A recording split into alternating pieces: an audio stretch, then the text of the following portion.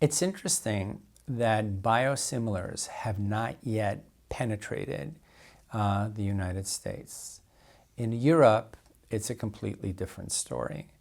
And with regards to the development of biosimilars, the pharmacoeconomics of the therapies that we have available for the management of rheumatic diseases have really evolved to the point that the expenditures on these biologics, understanding that the developers of the originator molecules did really spend a lot of money in developing these therapies, has become almost untenable.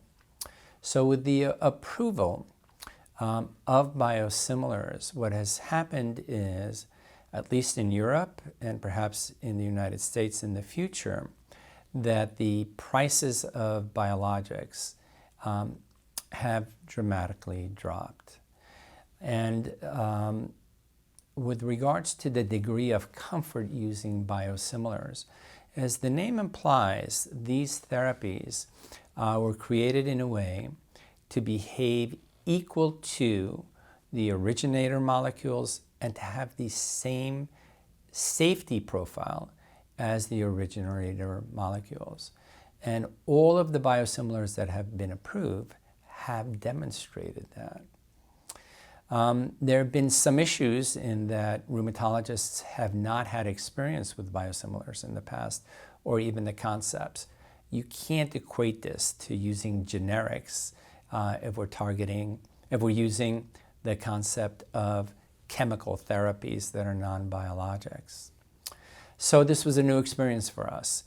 And what's happened is that the FDA has evolved in a manner to address the concerns of the clinical rheumatologist, and now allows for the switching of originator molecules to biosimilars.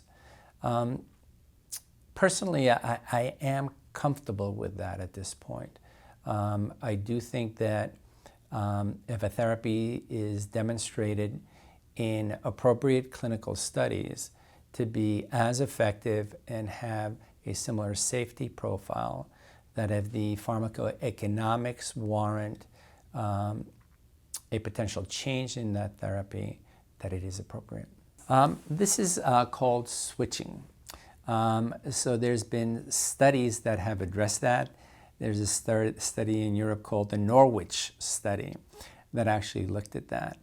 And the FDA has critically looked at whether or not there's danger in switching between biosimilars.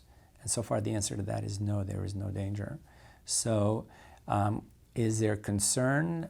Not based on studies that have been done. I would put in just one word of warning though. At times, what we see in clinical trials are not what we see in the real world. So I think that ultimately time will tell us that.